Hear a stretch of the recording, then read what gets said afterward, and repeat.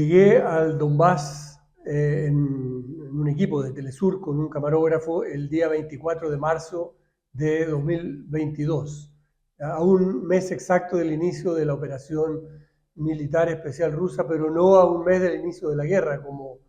en una de las tantas intoxicaciones de la prensa occidental nos han hecho creer que esta guerra empezó en 2022. No, empezó en 2014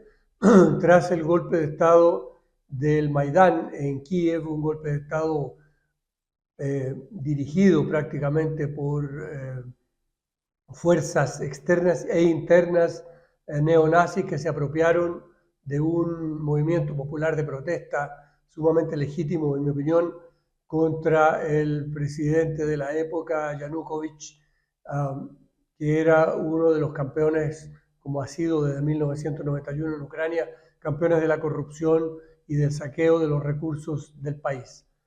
En ese momento, en 2014, se inicia contra las regiones rusoparlantes de Ucrania,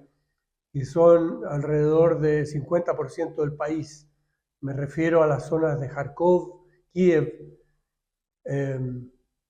el este del país, y luego las repúblicas, ahora repúblicas del Donbass, en toda la zona industrial del sureste de lo que era entonces Ucrania, y todo el cordón sur del país hasta el extremo occidental de Odessa, que es la costa que da al mar de Azov y al mar Negro. Todas estas zonas son rusoparlantes y allí se produjo entonces en 2014 un ataque violento de tipo racista, de tipo culturalmente racista contra las poblaciones rusoparlantes que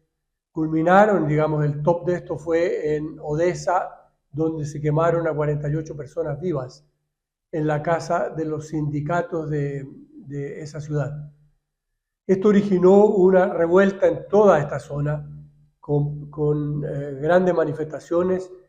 de autodefensa para protegerse de esta oleada de antirrusismo neonazi que provenía principalmente de la zona occidental de Ucrania, lo que es la ciudad de hoy de Lvov y Galicia, que han sido tradicionalmente las zonas más pro-occidentales, también las más atrasadas cultural y económicamente del país, y que tradicionalmente pertenecieron a Polonia. Esta gente venera a un individuo que se llama Stepan Bandera, que fue un colaborador de los nazis durante la Segunda Guerra Mundial,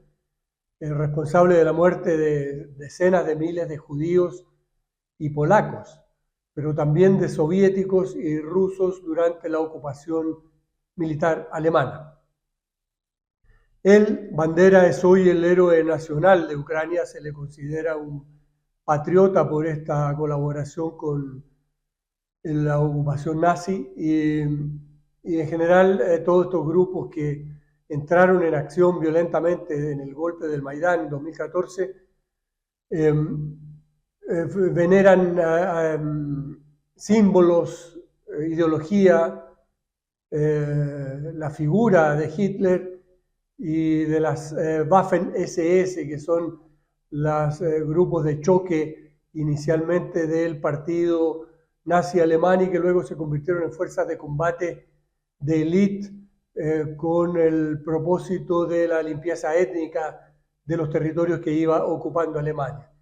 Así que no estábamos lidiando en 2014, digamos en 2022, con una situación fácil. Y es el primer impacto que uno siente al entrar a ese territorio, es que ya habían sido atacados durante 9 años, 8 años en ese tiempo, diariamente por la artillería ucraniana que principalmente estaba comandada y organizada por estos grupos que se llaman Batallón de Azov, el Sector Derecho, Batallón Aidar, etc. Son grupos que, como dije, y después lo vimos en el terreno, profesan la ideología nazi. Cuando llegamos estaba en pleno desarrollo la batalla de Mariupol, este puerto en el sur de de lo que es hoy la República Popular de Donetsk en el mar de Azov y que se convirtió, o que ellos querían convertir los ucranianos en una especie de Stalingrado. Ellos pensaban que iban a ser finalmente rescatados por sus propias fuerzas o por una fuerza internacional que llegaría por el Mar Negro hacia el puerto, desembarco. Esto no ocurrió así y la ciudad quedó prácticamente destruida. A los pocos días de llegar a la zona nosotros fuimos por primera vez a Mariupol, después iríamos constantemente durante los 6 meses en que estuve allá, iríamos prácticamente 2 o 3 veces por semana a esta ciudad, corroborando o resolviendo inquietudes que nos surgieron el primer día, que fue quién hizo esto, por qué esta destrucción era necesaria o era parte de un plan maligno de alguna de las dos partes o de las dos partes. Todo estaba en un signo de interrogación. Entonces, estas dudas se fueron disipando con el tiempo, fruto del trabajo nuestro de reportear principalmente no tanto las acciones militares en sí, sino las consecuencias de esta guerra en la población civil, que como se sabe, y es un lugar común, siempre es la que más sufre en todas las guerras. Pudimos, al principio notamos allí miedo, recelo, descontento sin duda, y empezamos a preguntar, ¿es esto una invasión rusa? Y esto que vemos, la destrucción, es la resistencia de la población casa por casa, como se vivió en Stalingrado en la Segunda Guerra Mundial. Y las dudas se fueron disipando, como decía, a medida que la gente se iba relajando un poco con respecto a qué iba a ocurrir allí. Hemos visto que la ocupación, el dominio ruso sobre un territorio no garantiza, como suele la propaganda decir, que se van a quedar allí, que ya el problema se resolvió en el sentido de a quién pertenecen esos territorios. Nos contaron después muchos ucranianos de estos grupos nazis que se habían quedado entre la población, y existía el miedo, que existe todavía en muchas partes, de que regresen los ucranianos con una venganza, como ha ocurrido, por ejemplo, en las localidades de Izium o Krasny Liman, en el sector este de Ucrania, que ha sido retomado en el transcurso de los combates por las fuerzas ucranianas. Bueno, en fin, el panorama era ese, y la historia que recogimos después, durante ese periodo y después, era que esos combates habían tenido lugar debido a que las fuerzas ucranianas habían ocupado estas zonas civiles, residencias, escuelas, bibliotecas, edificios estatales, como puestos de combate con artillería, cañones, tanques y también puntos de tiro de infantería para defenderse del avance ruso, y que posteriormente estos edificios fueron incendiados, porque era una muy intrigante, era que todos los edificios estaban quemados de abajo hacia arriba, y eso no tenía una explicación en la artillería. Después se explicó, sí, los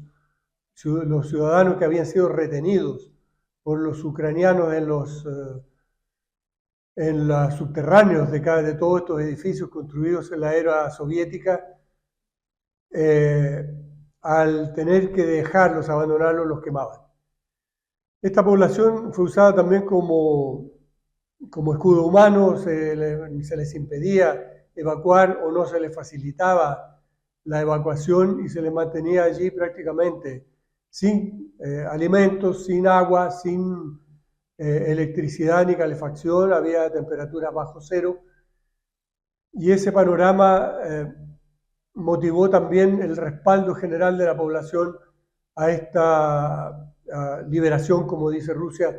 de esta ciudad que tan destruida.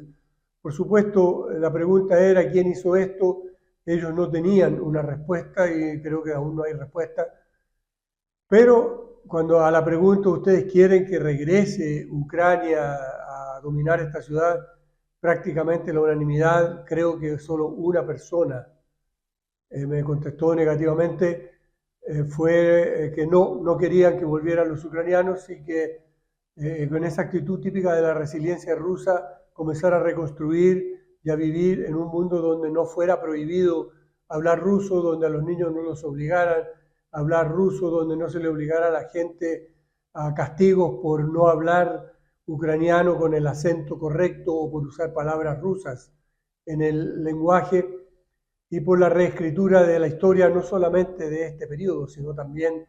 de todo el periodo desde la ocupación alemana o incluso desde la revolución bolchevique de octubre de 1917. Así que, como digo, en pleno invierno, todavía con nieve en muchas partes, los árboles pelados, siempre nublado, la gente en situaciones muy difíciles en la ciudad de Mariupol, no así en Donetsk o Lugansk, que estaban prácticamente intactas, por lo menos el centro de las ciudades. El impacto de ver la periferia de esta ciudad de Donetsk, una ciudad de 3 millones de habitantes, una ciudad bastante bonita, una ciudad con muchas avenidas amplias, parques, ríos, lugares de entretención, universidades, teatro de la ópera, cines. Era complicado ver en la periferia todos estos edificios, no en ruinas, pero sí con sus, no todos en ruinas, muchos sí, pero no todos en el estado deplorable de Mariupol. Prácticamente deshabitados. La población estaba aún impactada. Tuvimos una conversación ese mismo día con el presidente o jefe de gobierno de la República Popular de Donetsk, Denis Pushilin, quien anunció que en un lugar donde se había efectuado un bombardeo, un ataque con un misil que había generado 20 muertos pocos días antes de nuestra llegada, ese sería el último ataque al centro de Donetsk, puesto que todos esperaban que la ofensiva rusa terminara con la poderosa artillería que estaba emplazada alrededor de esta ciudad. Eso terminó siendo posiblemente un deseo, una ingenuidad. No sabíamos, nadie sabía, ni él mismo, que estos ataques se multiplicarían durante los meses siguientes. Así que fue una sensación mixta y, como digo, en el medio de una ofensiva rusa que parecía en ese momento indetenible.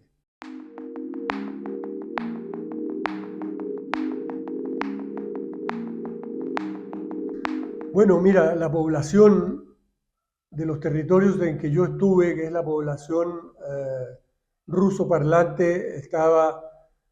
abrumadoramente en favor de la incorporación de estos territorios a Rusia. La primera pregunta no la respondí completamente allí.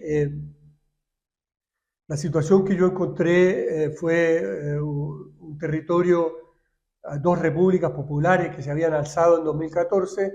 que estaba parcialmente controlada por la propia población y sus milicias populares. Lugansk en cerca del 70%, Donetsk un cerca del 50%. Lo que ha cambiado allí es que ya Lugansk, prácticamente todo el territorio de esta provincia ucraniana, antigua provincia ucraniana, está ya controlada por las milicias populares y el ejército ruso. En el caso de Donetsk se acerca al 70% y allí es donde están teniendo los combates más duros de alrededor de las zonas industriales de Bakhmut o Artemiovsk, que estamos viendo pues, en estos instantes, que están siendo rodeadas por este grupo militar privado ruso llamado Wagner, y de toda lo que rodea a Donetsk, que son Adviivka y las ciudades industriales de Kramatorsk y Slaviansk. Esta, según las estimaciones rusas, es la zona más pertrechada del mundo, la más blindada, la más, donde tiene las defensas más importantes construidas allí durante 9 años. Entonces no es cosa fácil rodearlas y atacarlas. Hay miles, más alrededor de 100.000 soldados bien entrenados, bien apertrechados, que están combatiendo y que no tienen orden de no rendirse. Además hay decenas de miles de mercenarios que son los que están, muchos de ellos operando los nuevos armamentos que han llegado desde Occidente para Ucrania. Entonces es una fiera batalla que se está librando y donde el avance se mide prácticamente en metros, día a día. Hace 4 meses ya que Rusia está en una ofensiva constante. Lo otro que ha cambiado es que las regiones de Jersón y Zaporozhye, prácticamente 60 o 50% están controladas por Rusia, y allí se realizaron referéndum en todas estas 4 regiones para la incorporación a Rusia. Eso es lo que ha cambiado. Sin embargo, en cuanto a las posturas, como digo, todas estas regiones son rusoparlantes. Ya en 2014 habían tenido referéndum, había sido abrumadora la posición de integrarse a Rusia. Solo Crimea se integró en ese momento pacíficamente a la Federación Rusa. Crimea, recordemos que fue un territorio donado a Ucrania por el entonces líder soviético Nikita Khrushchev en el año 1962. Esto es una población enteramente rusa o tártara, con muy poca influencia de lo que se considera Ucrania. Nunca encontré a nadie que me dijera, salvo una persona, repito, que me dijera que quería que regresara Ucrania al territorio. Hay mucha esperanza de que dentro de la Federación Rusa se termine, en primer lugar, los ataques constantes de la artillería, y muchos esperan que se incorporen también a Rusia todos los territorios hasta Odessa, por el Mar Negro, para terminar con este peligro constante que significa el régimen de Kiev para la población de estos territorios. Muchos en la zona de Lugansk y Donetsk estiman también que no puede seguir existiendo la Ucrania tal como está, puesto que es un peligro constante para ellos, para su seguridad, para la estabilidad. Es notable cómo esta gente sigue viviendo en paz. ¿Qué quiero decir con esto? Que hacen o intentan hacer su vida normal en una situación, especialmente la de Donetsk, donde más estuve, en una situación donde uno no sabe si va a regresar vivo a su casa en la noche, en la tarde o cuando quiera porque los ataques son a cualquier hora y, como digo, día y noche. Durante mi periplo allá, en un proyecto de ayuda humanitaria que sostuvimos con un colega ruso, un periodista que ahora ha sido movilizado, que está en el frente de combate, recorrimos cerca de 15.000 kilómetros en una camioneta que compramos especialmente, compró él, básicamente para repartir ayuda humanitaria. Esto nos permitió recorrer más de 30 localidades de la zona del frente, la mayoría de ellas recién liberadas o recién recuperadas o recién tomadas por las tropas rusas y de las milicias, y pudimos tener esta oportunidad única, diría yo, de conversar con la población sin necesidad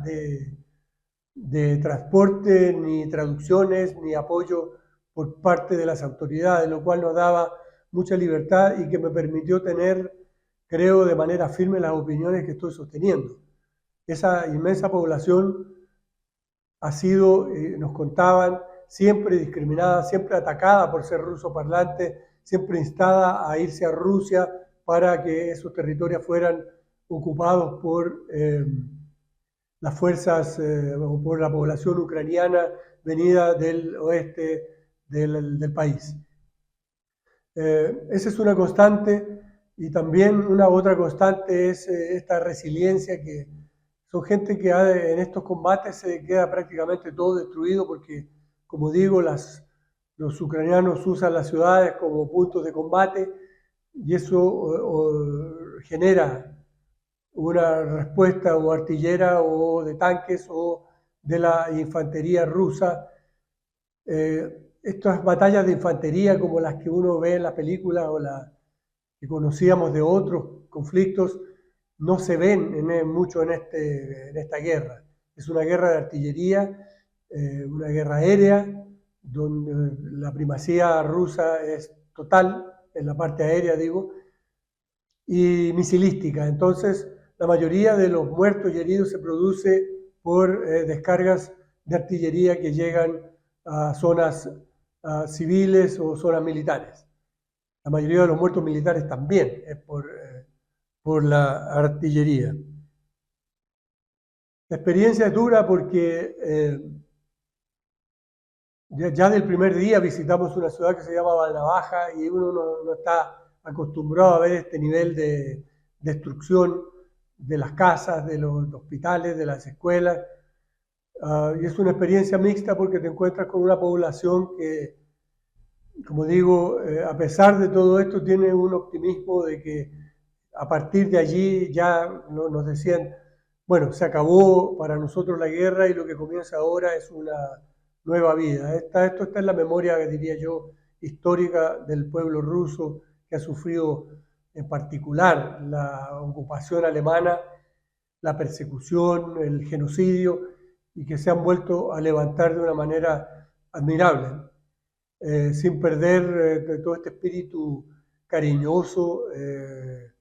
afectivo, sentimental de los rusos y también, por qué no decirlo, un poco tosco, que son las características eslavas que hemos visto también en otras partes como en Yugoslavia y en la propia Ucrania. Un detalle importante es que para los rusos, los ucranianos son rusos. No hay odio hacia los rusos. Yo estimo que la creación de esta nación ucraniana a partir de un acto administrativo que fue la independencia acordada por los jefes de los gobiernos de las repúblicas soviéticas de Bielorrusia, Ucrania y Rusia en 1991,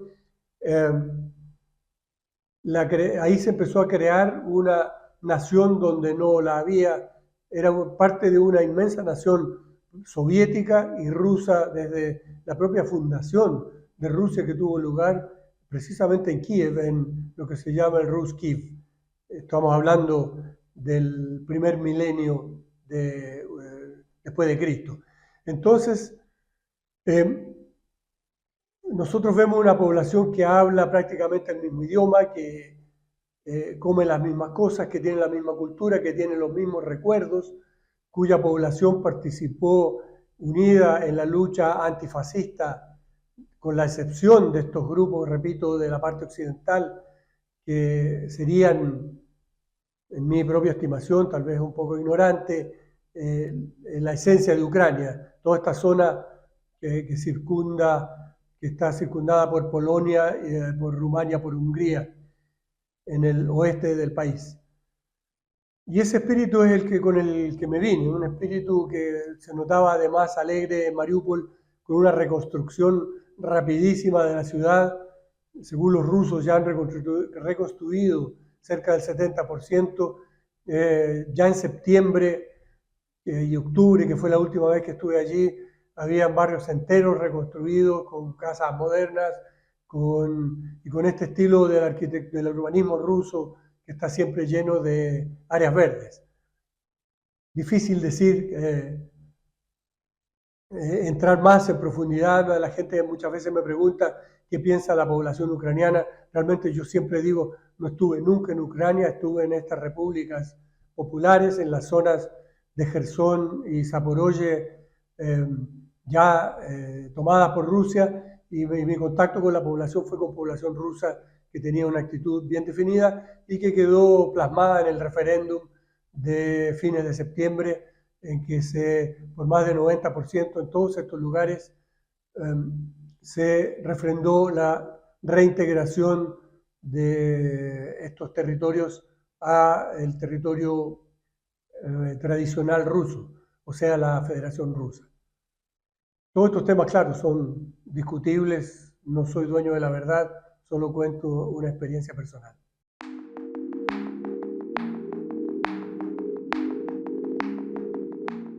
Sí, esto de los medios de comunicación está resultando ser también muy importante, no solo por el problema de este conflicto y la forma en que se cubre, sino como, en mi opinión, junto con esta reestructuración mundial que está ocurriendo a raíz del conflicto en Ucrania, también se está reestructurando todo lo que habíamos creído era el concepto del periodismo objetivo, imparcial, riguroso, apegado a la verdad, con todos los matices que esto puede tener, pero principalmente que los reporteros, periodistas, editores de los grandes medios de comunicación internacionales, aunque expresando un punto de vista sesgado, como es imposible que sea de otra manera, no existe el periodismo objetivo, proclamando siempre neutralidad, imparcialidad, esta pluralidad de fuentes que permitía dar una información veraz. Todo esto quedó sepultado, en mi opinión, en un proceso que comenzó, creo yo, en la primera guerra del Golfo en 1991, cuando los regimientos, las unidades militares norteamericanas que estaban peleando en la zona de Arabia Saudita, Kuwait, comenzaron a tener incorporados ya no solo a periodistas militares, sino a los medios de comunicación que pasaban por un proceso de censura. Pero hasta ahora no se había censurado de una manera vertical, como ha ocurrido, por ejemplo, a todos los medios rusos en el campo occidental. Y tampoco había existido una verdad única, vertical, dirigida, como lo estamos viendo ahora, en que el mensaje de prácticamente todos los medios occidentales es el mismo, prácticamente con las mismas palabras, acerca de este conflicto.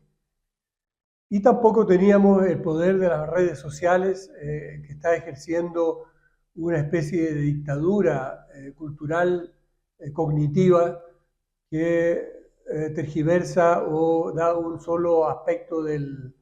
este conflicto, generando una dictadura mediática sobre las mentes de las personas, en la cual cualquier disidencia es castigada duramente, no solo por los editores de los medios, sino también por los propios usuarios de las redes sociales, en una actitud violenta que yo creo que no había visto nunca antes. Entonces estamos en una situación bastante peligrosa, cognitiva. No es que las mentiras no fueran parte del periodismo desde sus inicios, y recordemos que la guerra de Estados Unidos contra España, que se libró en Cuba a fines del siglo XIX, incluyó una inmensa mentira para el inicio de esta guerra por parte que era acerca del hundimiento de una nave de guerra norteamericana, el Maine, y en el cual el famoso Randolph Hearst, el magnate de la prensa norteamericana, le dijo a un dibujante, no tenía fotos en ese tiempo para mandar, le dijo: tú ilústrame la violación de los derechos humanos, ilústrame la violencia contra los extranjeros en España, que yo te pongo la guerra, dicho así brutalmente. También el conflicto de Vietnam se inició con una operación de inteligencia de una mentira en el Golfo de Tonkin. Así que no es nuevo, pero lo que sí es nuevo es el dominio cognitivo, la guerra cognitiva que se ha iniciado y que tiene como principal protagonista las redes sociales, pero también los grandes medios de comunicación. Lo que alguna vez admirábamos como el ejemplo de lo que debiera ser la prensa pública, como es la BBC o las grandes cadenas europeas, la RAI, ahora son nidos de propaganda que mienten descaradamente. Y lo digo porque lo viví en carne propia. Hay un sector del combate de este conflicto que no se ha mencionado nunca. Cuando llegamos al Donbass, nosotros pensábamos, igual que todo el mundo, que en el Donbass habían tenido refriegas entre fuerzas ucranianas y lo que ellos llamaban separatistas. Y no una guerra que tenía ya el costo de 14.000 muertos, la mayoría civiles, por parte de los ataques constantes día y noche de artillería, que fue lo que vivimos durante todos los días que estuvimos allí, día y noche. No hubo un solo día que no hubiera un ataque constante que se siente a través de explosiones a diversas distancias y algunas muy cerca de tu casa, tan cerca que yo fui herido por una de ellas. Y bueno, eso genera, yo creo, una nueva forma de hacer periodismo. Nada volverá a ser igual, la credibilidad de estos medios se perdió, de los medios occidentales, completamente. Hemos visto en los últimos días, por ejemplo, la RAI italiana, en un espectáculo meeting que tuvo lugar en Moscú por el Día del Defensor de la Patria, el día 23 de febrero, en un estadio de Moscú, una niña rescatada de Mariupol, a quien le salvaron la vida, aparece en la RAI italiana como una niña secuestrada que se ve obligada a abrazar a sus torturadores. Este tipo de periodismo, que ha sido constante durante los últimos 9 años, es lo que hace que, como digo, estemos en una etapa de redefinición total del periodismo que ya forma parte de la guerra ilimitada y en la cual ya los periodistas en general han pasado a ser propagandistas de uno o de otro bando, no lo niego, aunque creo sinceramente, por lo que vi, que medios rusos, nosotros mismos en Telesur, Hispan TV, Al Mayadin, hay muchos medios que están intentando mostrar una verdad de manera rigurosa y son atacados violentamente. Hay listas negras de periodistas que deben ser asesinados, muchos lo han sido ya por parte de estos servicios secretos públicos o privados ucranianos, y que son listas negras que además nos acusan de ser fascistas, promotores, agentes de la propaganda rusa, y te van poniendo en un estigma del cual después es casi imposible salir. Así que sí, lo que hemos visto es mentiras descaradas, medias verdades e incluso puestas en escena, como lo que ocurrió en Bucha, en la periferia de Kiev, donde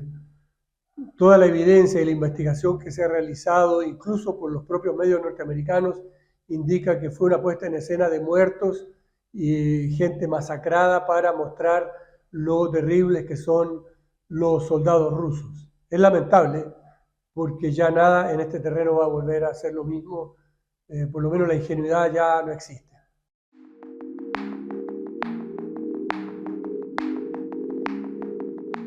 Yo creo que ya está claramente establecido que lo que se está peleando en Ucrania, en el territorio ucraniano, no es ni aquello que nos han dicho que Putin un día, el presidente ruso, se levantó de mal humor y dijo quiero tomar Ucrania, o que es el fruto de una locura de un dictador demente, como también se nos ha pintado al propio Hitler, que ocasionó la Segunda Guerra Mundial por un capricho. Todas estas cosas obedecen a una serie de fenómenos. Obviamente Rusia, con el inmenso territorio casi despoblado que tiene, que ocupa casi sexta parte del territorio mundial, con solo 144 millones de habitantes, no era exactamente el deseo territorial lo que motivó esto. Probablemente haya influido, sí, el abuso y persecución genocida que se estaba realizando contra la población rusa de Ucrania, pero lo que estamos viendo, en mi opinión, es que en territorio de Ucrania se está librando, una guerra de la OTAN, dirigida por Estados Unidos, contra Rusia, con el propósito de terminar la misión no acabada de de la época del quiebre de la Unión Soviética en 1991, de desmembrar a Rusia como se desmembró a la Unión Soviética y alejar para siempre un peligro, convertirlo en una especie de Estado fallido, de tierra de nadie, como vemos ahora en otros territorios ocupados por la OTAN, como Libia, como Irak y como quisieron hacerlo en Siria y fracasó. Y por otro lado, yo creo que hay aquí el propósito, que junto con debilitar a Rusia, de ir hacia el objetivo principal de Occidente, que es eliminar lo que ellos consideran peligro, que es China, el desarrollo de la economía china y del dominio creciente de este país en la economía mundial y sobre todo en el comercio mundial. Junto con esto, anular toda esta fuerza eurasiática que está compuesta por países como India, Irán, junto a Rusia, China y todos los estados emergentes que están y que fueron los ex soviéticos que están en la zona asiática de lo que fue la Unión Soviética. Esto por la decadencia de Occidente en la economía mundial ya a partir de los años 2000, cuando empezaron las crisis cíclicas repetidas e incluso no terminadas debido a la especulación monetaria, ya el desarrollo de esta economía del capitalismo neoliberal que agota tanto el capital como la fuerza de trabajo en los países donde se establece, y lo vemos en Estados Unidos, todo este deterioro de la infraestructura norteamericana que se ha hecho patente en las últimas semanas, las carreteras, las líneas férreas, las instalaciones industriales, todo aquello que fue abandonado por las corporaciones transnacionales que desde los años 80 empezaron a dejar Estados Unidos para concentrar su producción en países de mano de obra más barata, dejaron de pagar impuestos y se fue deteriorando, desindustrializando gran parte del país. No todo, porque esto es un mito. Estados Unidos todavía tiene industrias estratégicas muy importantes, todo Silicon Valley, toda la industria de aviones, el complejo militar industrial. Esto no ha sido nunca objeto ni sujeto de globalización ni de entrada de capitales extranjeros. Pero sí vemos esta decadencia que ya Donald Trump la denunció. Donald Trump representa en gran parte, creo yo, a la inmensa población norteamericana destituida, blanca, que es proclive, por tanto, al fascismo y entra a competir en un territorio desconocido para ellos, que es el de la pobreza, con la población afroamericana y de origen latinoamericano. Entonces, esta lucha por la hegemonía mundial yo creo que es el escenario de Ucrania. Y hay dos tipos de capitalismo aquí en disputa. El capitalismo neoliberal que representa Occidente y el capitalismo basado en la producción de bienes que representan las economías eurasiáticas, donde no prima una ideología como sí prima en Occidente, y donde hay muchos polos de desarrollo y no uno solo, tanto político como económico, como ocurre en Occidente. Esto es lo que ya se llama la economía multipolar, es decir, que no haya una hegemonía donde no haya un país y un sistema que impongan al resto de los países un tipo de economía, un tipo de política, un tipo de regulación estatal, privatizaciones, entrega de los mercados, destrucción de la industria, etcétera, como hemos visto nosotros particularmente aquí en América Latina. Yo creo que esto es lo que está en juego, es una reestructuración del capitalismo mundial, el capitalismo de Estado, que es lo que prima en Eurasia, y el capitalismo neoliberal hegemónico que prima en Occidente. Creo que eso es lo que está en juego. El resultado, la inflación mundial, la subida de las materias primas y la subida de precio de los productos básicos, de los alimentos, no creo yo personalmente que tenga una relación causal directa con este conflicto, porque si no también se vería esto en los países euroasiáticos. Si no es así, en Rusia no ha habido las sanciones que le han aplicado a Rusia, ya estamos en el 10º paquete de sanciones, no han destruido como se esperaba su economía, al contrario, la economía rusa es la que menos ha sufrido en todo este periodo, tampoco la de Estados Unidos, que es el principal beneficiario del conflicto, y la inflación en esos países no tiene el nivel alarmante que tiene en nuestros países. De manera que yo creo que todo este fenómeno económico es el fruto del deterioro de las relaciones económicas desde la crisis subprime en los años 2000, 2008, 2009 y el deterioro, como digo, del capitalismo neoliberal que ya no consigue sostener el nivel de producción, la depredación del medio ambiente se ha tornado insostenible y también la propia fuerza de trabajo diezmada, como vemos en las tasas de fertilidad, por un tipo de capitalismo que, como digo, destruye ambos factores de la producción que son el capital y la fuerza de trabajo. Todo esto, claro, es una exposición simple y esquemática que probablemente es mucho más sofisticada de lo que yo estoy diciendo, pero yo veo así la tendencia. Y cuando se ha dicho, por ejemplo, que las limitaciones a las exportaciones de cereales ucranianos ha generado la subida de los alimentos y por eso se pactó y sigue en vigencia hasta hoy un esquema de exportaciones protegido desde los puertos del Mar Negro de Ucrania, vemos que menos del 5% de este grano que se empezó a exportar ya creo que en septiembre del año pasado ha ido hacia la propia Europa y hacia Estados Unidos y no hacia los países del tercer mundo que fueron el propósito declarado de este pacto. De manera que no ha cambiado la relación mundial, los países desarrollados siguen beneficiándose de las exportaciones de grano ucraniano, las han monopolizado tal como hicieron con las vacunas contra el COVID, y las economías de Europa Occidental, la industria sobre todo, se está derrumbando a raíz y esto yo creo que es el impacto principal para Europa Occidental de esta guerra, es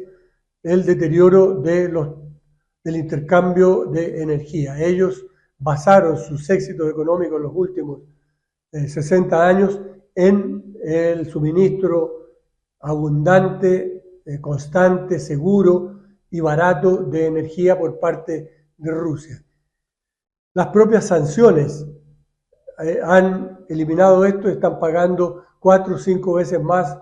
por la energía a Estados Unidos o a los revendedores de la energía del petróleo ruso, con lo cual las economías europeas están sufriendo, se está beneficiando la norteamericana y no ha sido afectada la rusa. Estamos, creo, en el borde, en la puerta de una nueva civilización a mediano o largo plazo, en que cambiará no solo las relaciones económicas internacionales, sino también todas las instituciones que hemos conocido hasta ahora, la ONU, la Organización Mundial de Comercio, las organizaciones regionales. Probablemente América Latina sufrirá, como está sufriendo en el Perú, de un reordenamiento estratégico de las reservas que Estados Unidos considera suyas de recursos naturales, y en ese sentido Venezuela sufre, es una de las que tiene mayores peligros, puesto que es de las que más recursos naturales tiene. Y para quienes creen que esto es una guerra entre el socialismo o la Unión Soviética, representada supuestamente por Rusia, y el capitalismo occidental, no es así. Sí hay una lucha antifascista, sí hay una lucha antiimperialista, sí hay un pueblo ruso oprimido por genocidas que levantan la bandera nazi como su ideología. Lo vi además en las escuelas del batallón Azov en Mariupol, pero no es una lucha socialismo-capitalismo, es una lucha de reestructuración capitalista entre un capitalismo monopolista neoliberal y el capitalismo de Estado que representan los países euroasiáticos. Eso es lo que me parece, no soy economista, puedo estar metiendo la pata, si es así pido disculpas.